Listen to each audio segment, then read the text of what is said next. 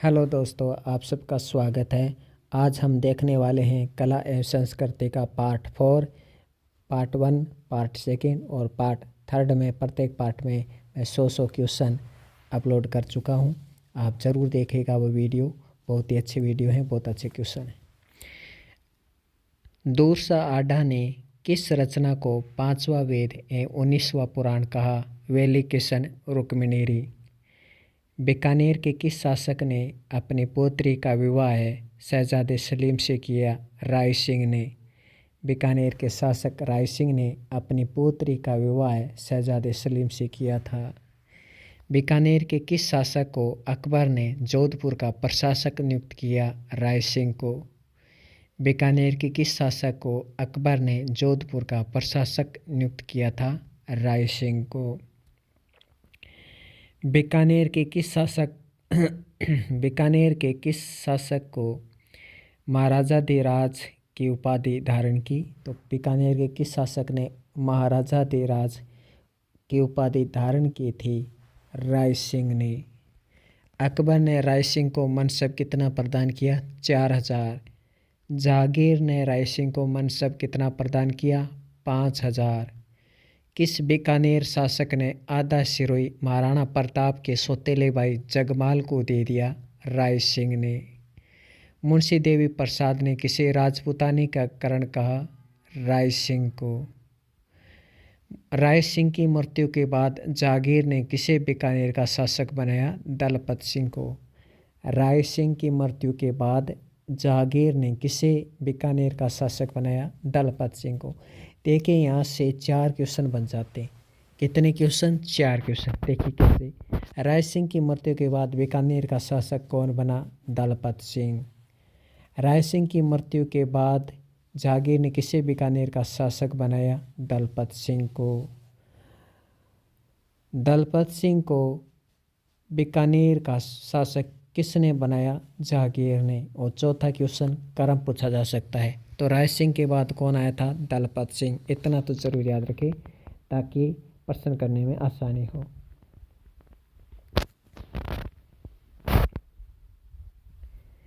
बीकानेर में चित्रकला की शुरुआत किसके समय हुई थी? राय सिंह के समय। बीकानेर में भागवत पुराण की रचना किस शासक के समय हुई थी? राय सिंह के समय। बीकानेर के किस शासक को जहांगीर ने नाराज होकर भटनेर के किले में कैद करवा दिया था? दलपत सिंह को। बेंटिंग ने अजमेर में राजपूताना रेजिडेंसी की स्थापना कब की? 1832 में। बेंटिंग ने अजमेर में राजपूताना रेजिडेंसी की स्थापना कब की? 1832 में। अजमेर में राजपूताना रेजिडेंसी की स्थापना किसने की? बेंटिंग ने। कब? 1832 में। राजपूताना रेजिडेंसी को आबू में कब स्थानांतरित किया गया? 1845 में। राजस्थान के प्रथम एजीजी कौन थे? Mister locket. राजस्थान के प्रथम एजीजी कौन थे? Mister locket. मेरठ में हुए विद्रोह की सूचना पैट्रिक लॉरेंस को कब मिली? 19 मई 1857। 1857 की क्रांति के समय एजीजी कौन थे? Patrick Lawrence. और राजस्थान के प्रथम एजीजी कौन थे? Mister locket. याद रखिए। तो मेरठ में हुए विद्रोह की सूचना पैट्रिक लॉरेंस को कब मिली? 19 मई 1857। Major Prichard, Spottiswood, colonel Hardy, colonel Newbury, lieutenant Lock का संबंध किस छावनी से? नसीराबाद छावनी से। Major Prichard, Spottiswood, colonel Hardy, colonel Newbury, lieutenant Lock का संबंध किससे है? नसीराबाद छावनी से। उस समय 2-2 मेजर, 2-2 कर्नल, 2-2 एजीजी हो सकते थे, मतलब हुआ करते थे उस टाइम। किस छावनी के सैनिकों ने बख्तावर सिंह के नेतृत्व में विद्रोह कर दिया? तो बख्तावर सिंह का संबंध नसीराबाद छावनी से है। और इसमें major Prichard, Spottiswood, colonel Hardy, colonel Newbury, lieutenant Lock ये सब मारे गए थे। अगला क्वेश्चन। किस छावनी में मोहम्मद अली बेग व हीरा सिंह के नेतृत्व में विद्रोह हुआ? नीमच छावनी में। नीमच छावनी में मोहम्मद अली बेग एवं हीरा सिंह के नेतृत्व में विद्रोह हुआ था। किस सैनिक छावनी में कर्नल एबोट ने भारतीय सैनिकों को गंगा एवं कुरान की शपथ दिलाई? नीमच छावनी में। जो हिंदू थे उन्हें गंगा की शपथ दिलाई, जो मुस्लिम थे उन्हें कुरान की शपथ दिलाई थी। तो इसका संबंध नीमच छावनी से है। नीमच से भागे 40 अंग्रेजों को रोगाराम जाट ने कहाँ शरण दी थी? डोंगला गांव, चित्तौड़गढ़ में। किस अंग्रेज अधिकारी ने महाराणा स्वरूप सिंह को अंग्रेज परिवार की सहायता के लिए पत्र लिखा था? मेजर सावर्स ने। कहाँ के शासक ने नीमच के सैनिकों की आव भगत की? शाहपुरा। और शाहपुरा के शासक ने नीमच के सैनिकों को अपने यहाँ ठहराया, जलपान कराया। नीमच पर अंग्रेजों का पुनः अधिकार कब हो गया? 8 जून 1857 को। रेनपुरा छावनी का गठन कब हुआ? 1835 में। किस छावनी के सैनिकों ने माउंट आबू में विद्रोह कर दिया? रेनपुरा छावनी के सैनिकों ने। सूबेदार मोती खां, शीतल प्रसाद, तिलक राम के नेतृत्व में किस छावनी में विद्रोह हुआ? रेनपुरा छावनी में। कुशाल सिंह ने किसे किले की सुरक्षा सौंपकर सलूम्बर चले गए? ठाकुर पृथ्वी सिंह को। बहुत अच्छा क्वेश्चन है कि कुशाल सिंह ने किसे किले की सुरक्षा सौंपकर सलूम्बर चले गए? ठाकुर पृथ्वी सिंह को। जब आवा के युद्ध में लगा कुशाल सिंह को कि अब हम हार जाएंगे, तब कुशाल सिंह ने ठाकुर पृथ्वी सिंह को किले की चाबियां सौंपकर सलूम्बर चले गए। ऐसा भी पूछा जा सकता है कहाँ चले गए? सलूम्बर। कर्नल होम्स ने आवा पर कब अधिकार कर लिया? तो कर्नल होम्स ने आवा पर अधिकार 24 जनवरी 1858 को कर लिया।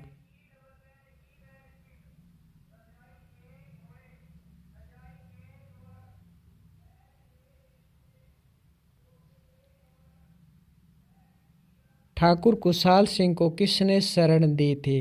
तो ठाकुर कुशाल सिंह को राव जोधा सिंह ने शरण दी थी। और याद रखिए, राव जोध सिंह ने शरण दी थी कुशाल सिंह को। और याद रखिए, जोध सिंह ने तात्या टोपे को भी शरण दी थी। तात्या टोपे और ठाकुर कुशाल सिंह दोनों को ही शरण दी थी। कुशाल सिंह ने अंग्रेजों के समक्ष आत्मसमर्पण कब कर दिया? 8 अगस्त 1860 को। और टेलर कमीशन ने ठाकुर कुशाल सिंह को निर्दोष मानकर कब छोड़ दिया? 10 नवंबर 1860 को। याद रखिए, कथन वाले क्वेश्चन में ये पूछा जा सकता है कि ठाकुर कुशाल सिंह के बारे में सत्य कथन बताइए। फिर प्रश्न आएगा कि ठाकुर कुशाल सिंह को रावत जोध सिंह ने अपने यहाँ शरण दी थी। ठाकुर कुशाल सिंह को अंग्रेज़ों ने 8 अगस्त 1860 को बंदी बना लिया था, यानी आत्मसमर्पण कर दिया, तो उसने बंदी बनाएंगे वो। और तीसरा कथन आएगा कि ठाकुर कुशाल सिंह को निर्दोष मानकर 10 नवंबर 1860 को छोड़ दिया गया था और ठाकुर कुशाल सिंह की मृत्यु राजसमंद में हुई थी। तो ऑप्शन द गलत हो जाएगा, क्योंकि ठाकुर कुशाल सिंह की मृत्यु उदयपुर में हुई थी। इस तरह क्वेश्चन पूछे जाएंगे, तो बहुत ही अच्छे से याद करना है। अब एक तरफ विद्रोह है, एक तरफ सैनिक छावनी है। देखो सभी सुमेलित ही हैं। 28 मई को विद्रोह हुआ था नसीराबाद में। तो सबसे पहले विद्रोह कहाँ हुआ था? नसीराबाद में। 3 जून को विद्रोह हुआ था नीमच में। 21 अगस्त को विद्रोह हुआ था एरेनपुर में। 12 अक्टूबर को विद्रोह हुआ था धौलपुर में। 15 अक्टूबर को विद्रोह हुआ था कोटा में। और 5 जून को विद्रोह हुआ था देवली में। तो मैंने 6 के 6 बता दिए। 28 मई को विद्रोह हुआ था नसीराबाद में। क्रम भी आपसे पूछा जा सकता है, क्रम भी। तो सबसे पहले नसीराबाद, फिर देवली, फिर नीमच, फिर एरिनपुरा, फिर धौलपुर, फिर कोटा, ऐसे पूछा जा सकता है। यह पूछा जा सकता है इनमें से असुमिलित बताइए।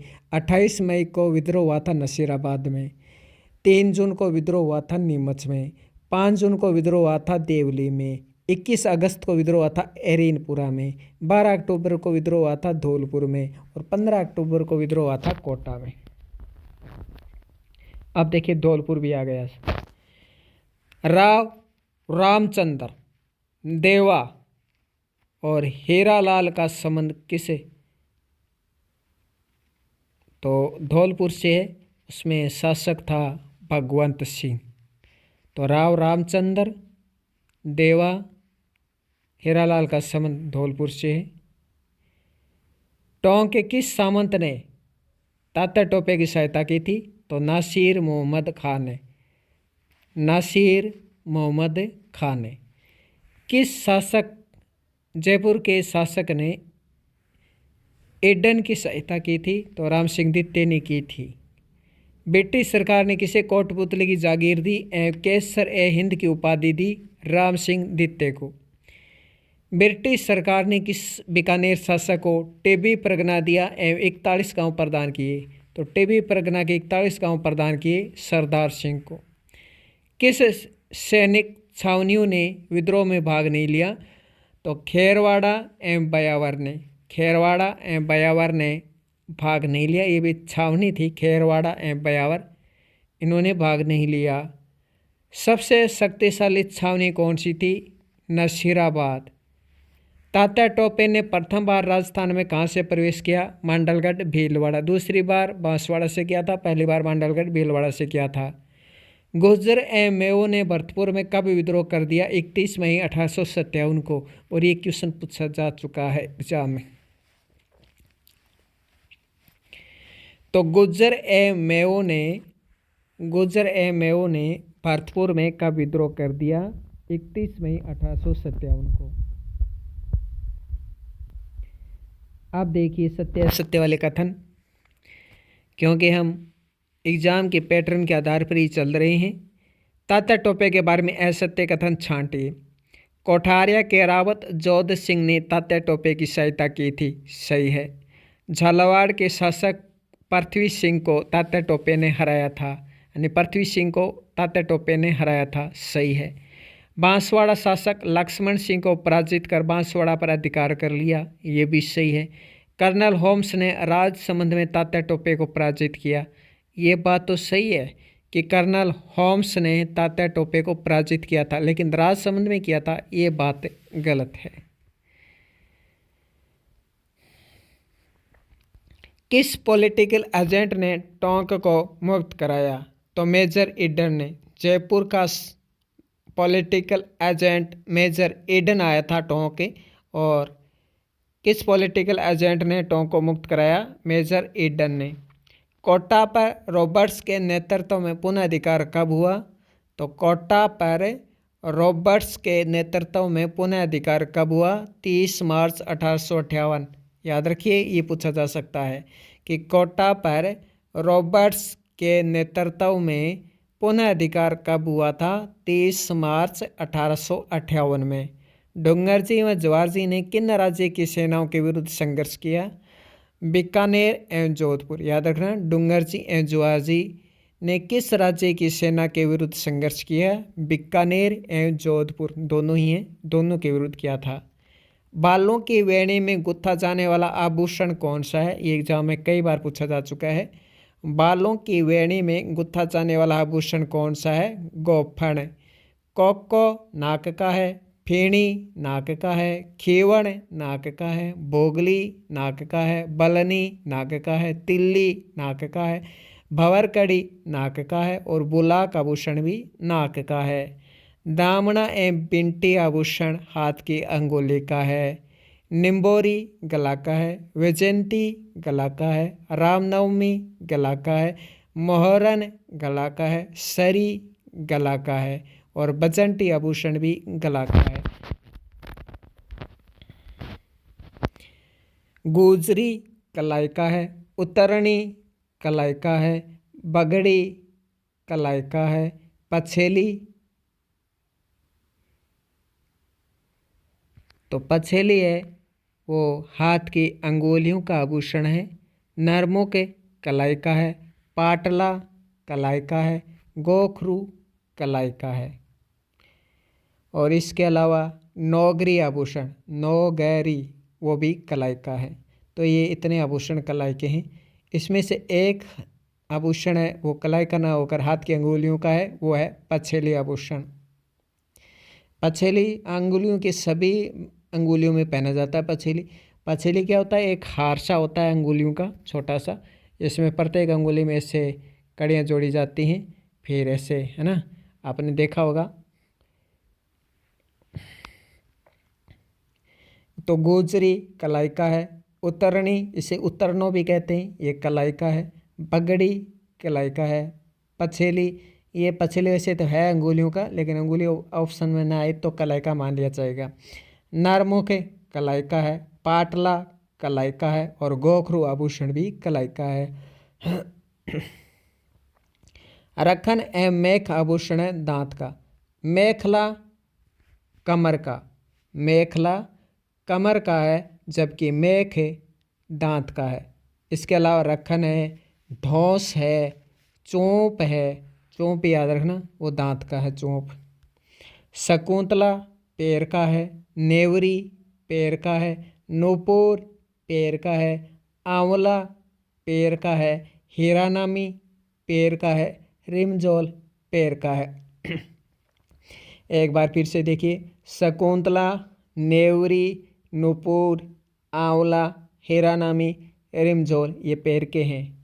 आरत भुजा का आभूषण है, और नवरत्न भुजा का आभूषण है।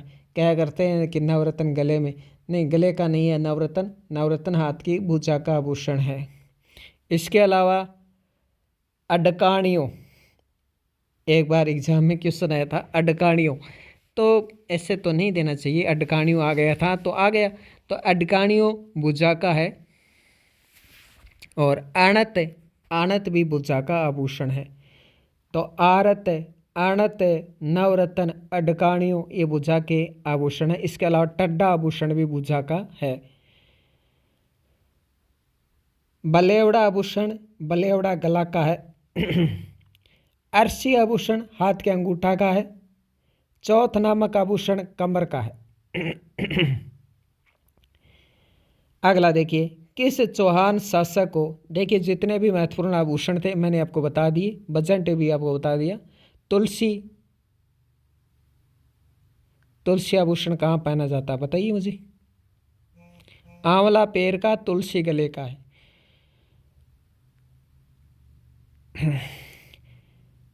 किस चौहान शासक को पृथ्वीराज विजय में वेरी धरट कहा गया है? गोविंदराज तरते को। किस में? पृथ्वीराज विजय में कहा गया है। किस चौहान शासक ने महाराजा धीराज की उपाधि ली? तो मैंने पहले ही बताया था, पिछला जो वीडियो था उसमें मैंने बताया था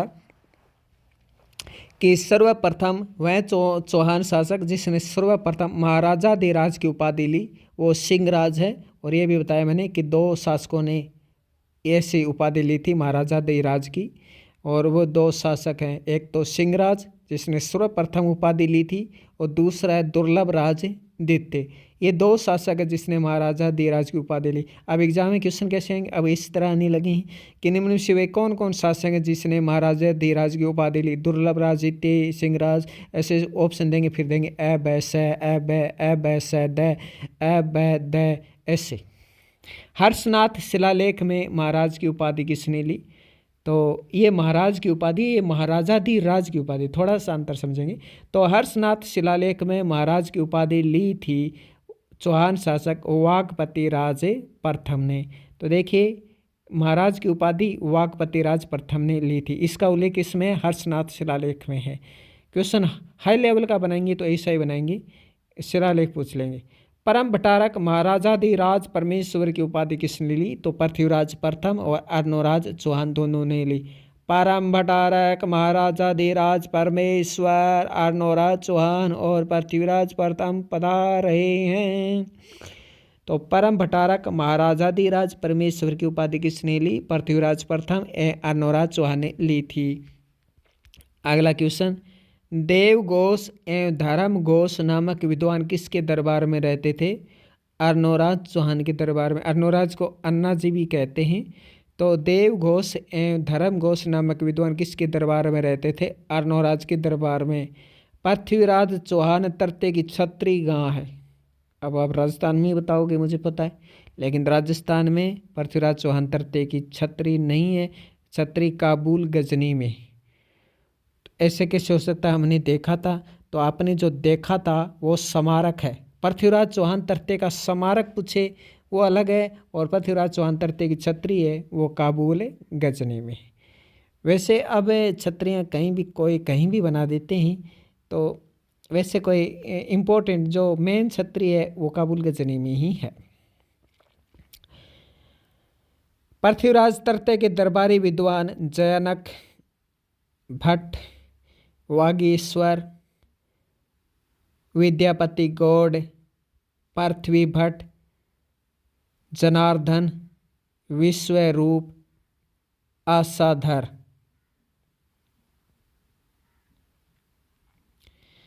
नाडोल के चौहानों की कुल देवी कौन है? बताओ। आशापुरी माता। नाडोल के चौहानों की कुल देवी आशापुरी माता है। अब बताओ आशापुरी माता के मंदिर का निर्माता कौन है? लक्ष्मण सिंह। नाडोल के चौहानों का संस्थापक कौन है? लक्ष्मण सिंह। देश हितैषणी सभा की स्थापना कब हुई थी? 2 जुलाई 1877 में। किसने की थी? सज्जन सिंह ने। उदयपुर में परोपकारिणी सभा की स्थापना कब हुई थी? फरवरी 1883 में। किसने की थी? दयानंद सरस्वती। तो उदयपुर में परोपकारिणी सभा की स्थापना कब हुई थी? फरवरी 1883 में। भरतपुर में विश्व हिंदी सम्मेलन का आयोजन कब एवं किसकी अध्यक्षता में हुआ था? बहुत इंपॉर्टेंट, वेरी वेरी इंपॉर्टेंट। 1927 में गौरी शंकर हीराचंद ओझा ने भरतपुर में विश्व हिंदी सम्मेलन का आयोजन कब एवं किसकी अध्यक्षता में हुआ? 1927 में गौरी शंकर हीराचंद ओझा ने। अचलेश्वर प्रसाद मथुरादास माथुर किस प्रजामंडल से संबंधित है? मारवाड़ प्रजामंडल। यही क्वेश्चन छपेगा इस बार सेकंड ग्रेड में कि अचलेश्वर प्रसाद मथुरादास माथुर का संबंध किस प्रजामंडल से है? मारवाड़ प्रजामंडल से। मरुधर हितकारिणी सभा की स्थापना 1918 में चांदमल सुराणा ने की।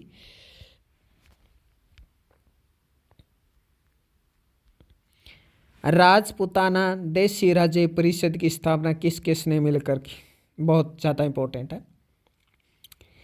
राजपूताना देशी राज्य परिषद की स्थापना विजय सिंह पथिक, राम नारायण चौधरी, केसरी सिंह बाराहट और दामोदर दास राठी। वैसे दामोदर दास राठी डायरेक्ट इस परिषद से संबंध नहीं है। दामोदर दास राठी ने इस आर्थिक सहायता प्रदान की थी। आपसे पूछे कि राजपूताना देशी राज्य परिषद को आर्थिक सहायता किसने दी थी? दामोदर दास राठी ने दी थी। ऑप्शन में जमनालाल बजाज भी आएगा, लेकिन जमनालाल बजाज हर जगह जमनालाल बजाज नहीं करना है। जमनालाल बजाज ने भी कुछ को दी थी, लेकिन कुछ संस्थाओं को सहायता दी थी। कुछ समाचार पत्रों में भी सहायता दी थी, कुछ व्यक्तियों को भी सहायता दी थी, लेकिन यहाँ पे जमनालाल बजाज नहीं करना, दामोदर दास राठी करना है। तो राजपूताना देशी राज्य परिषद की स्थापना किसने की? विजय सिंह पथिक, राम नारायण चौधरी और केसरी सिंह बाराहट। और अगर ऑप्शन में दामोदर दास राठी आ जाए और अबैसैन देकर अबैसैदा दे दे तो फिर वो अबैसैदा कर देना आप। मारवाड़ सेवा संघ की स्थापना कब हुई? 1920 में। किसने की? जय नारायण व्यास, चांदमल सुराणा और दुर्गा शंकर और प्रयागराज। चारों याद रखने हैं। मारवाड़ सेवा संघ की स्थापना कब हुई? 1920 में। मारवाड़ सेवा संघ की स्थापना 1920 में। मारवाड़ सेवा संघ की स्थापना वैसे 1920 में हुई थी क्या? मुझे लग नहीं रहा है, ये थोड़ा सा कन्फ्यूजन लग रहा है। 1920 में वैसे राजस्थान में स्थानांतरित हुआ होगा शायद। है ना। मारवाड़ सेवा संघ 1919 में है। चलो डेट छोड़िए, 1920 में स्थानांतरित हुआ था शायद अजमेर में।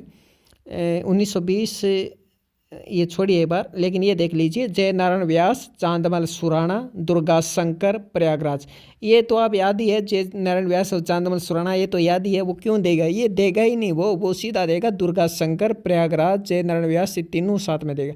और दुर्गा शंकर, प्रयागराज आपके लिए नए हैं। 1934 में सागवाड़ा में खांडलाई आश्रम की स्थापना किसने की, माणिक्यलाल वर्मा ने। 1934 में सागवाड़ा में खांडलाई आश्रम की स्थापना किसने की, माणिक्यलाल वर्मा ने की थी। 1935 में डूंगरपुर में वागड़ सेवा मंदिर की स्थापना किसने की, भोगीलाल पांडे एवं गौरीशंकर उपाध्याय ने। अब वो भोगीलाल पांडे ऑप्शन में देगा ही नहीं, वो सीधा गौरीशंकर उपाध्याय देगा। तो 1935 में डूंगरपुर में वागड़ सेवा मंदिर की स्थापना किसने की, भोगीलाल पांडे एवं गौरीशंकर उपाध्याय ने। 1940 में डूंगरपुर में वनवासी सेवा संघ की स्थापना किसने की, तो 1940 में डूंगरपुर में वनवासी सेवा संघ की स्थापना भोगीलाल पांडे ने की थी। नवंबर 1935 में उदयपुर में महिला मंडल की स्थापना किसने की, तो नवंबर 1935 में उदयपुर में महिला मंडल की स्थापना दया शंकर छोत्रिय ने की थी। नारेली अजमेर में सेवा आश्रम की स्थापना किसने की, तो नारेली अजमेर में सेवा आश्रम की स्थापना माणिक्यलाल वर्मा ने की थी। राजस्थान हरिजन सेवा संघ की स्थापना किसने की, राजस्थान हरिजन सेवा संघ की स्थापना 1932 में हुई। राजस्थान हरिजन सेवा संघ की स्थापना 1932 में घनश्याम दास बिड़ला ने की। घनश्याम दास बिड़ला ने राजस्थान हरिजन सेवा संघ की स्थापना की। वीरवार सभा 1910 जो कि कोटा में स्थापना हुई, केसरी सिंह बारठ और गोपाल सिंह खरवार ने मिलकर की थी। अगला देखिए, राजपूताना मध्य भारत सभा की स्थापना कब हुई थी, 1918 में दिल्ली में हुई थी। कुछ किताबों में 1919 लिखा है, तो याद रखिए 1919 में तो अधिवेशन हुआ था, 1919 में स्थापना नहीं हुई थी। राजपूताना मध्य भारत सभा की स्थापना 1918 में दिल्ली में चांदनी चौक में हुई थी। और किस किस ने की, ये ज़्यादा इंपॉर्टेंट है। तो राजपूताना मध्य भारत सभा की स्थापना बहुत सारे व्यक्तियों ने मिलकर की थी। जमनालाल बजाज, विजय सिंह पथिक, अर्जुन लाल सेठी, गणेश शंकर विद्यार्थी, चांदमल करण शारदा, केसरी सिंह बारहट, नरसिंह देव सरस्वती, गिरधर शर्मा, सेठ गोविंद दास। ये आपकी 9वीं पुस्तक, आपकी 9वीं कक्षा की जो पुस्तक है उसमें साफ साफ लिखा हुआ है। तो जमनालाल बजाज, विजय सिंह पथिक, अर्जुन लाल सेठी। राजपूताना मध्य भारत सभा की स्थापना जमनालाल बजाज, विजय सिंह पथिक, अर्जुन लाल सेठी, गणेश शंकर विद्यार्थी, चांदकरण शारदा, केसरी सिंह बारहट, नरसिंह देव सरस्वती, गिरधर शर्मा, सेठ गोविंद दास। राजपूताना मध्य भारत सभा का तीसरा अधिवेशन कहाँ हुआ था, मार्च 1920 में अजमेर में हुआ था। अध्यक्षता जमनालाल बजाज ने की थी। बीकानेर में सद विद्या प्रचारिणी सभा की स्थापना कब हुई थी, तो बीकानेर में सद विद्या प्रचारिणी सभा की स्थापना 1920 में बाबू मुक्ता प्रसाद ने की थी। तो सद विद्या प्रचारिणी सभा की स्थापना बीकानेर में बाबू मुक्ता प्रसाद ने की थी। राजस्थान सेवा संघ की स्थापना विजय सिंह पथिक, राम नारायण चौधरी, केसरी सिंह बारहट, अर्जुन लाल सेठी, हरिभाई किंकर, जमनालाल बजाज। यह राजस्थान सेवा संघ। और वो क्या था, वो राजपूताना देशी राज्य परिषद। और यह है राजस्थान सेवा संघ। तो राजस्थान सेवा संघ में आर्थिक सहायता किसने दी थी, जमनालाल बजाज ने दी थी।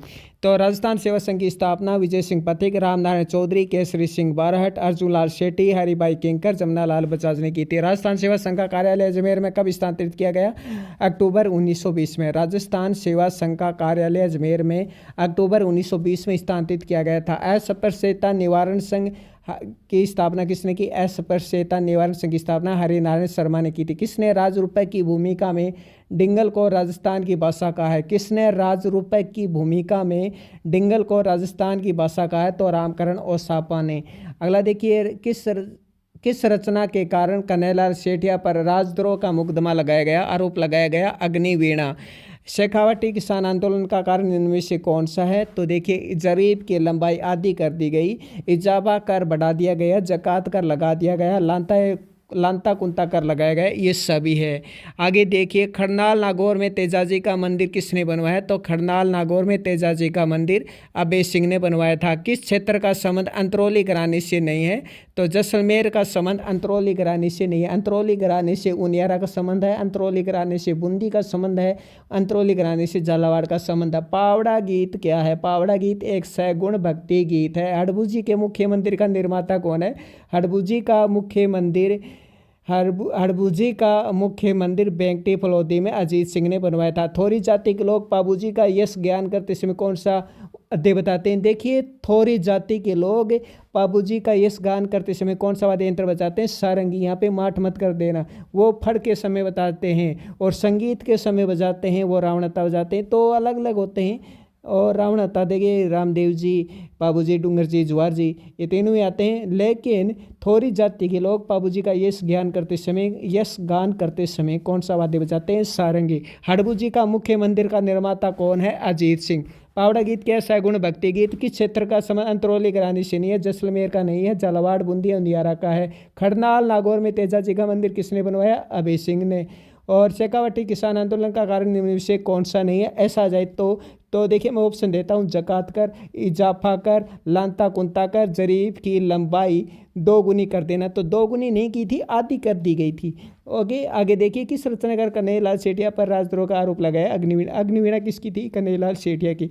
आज के लिए इतना ही, धन्यवाद।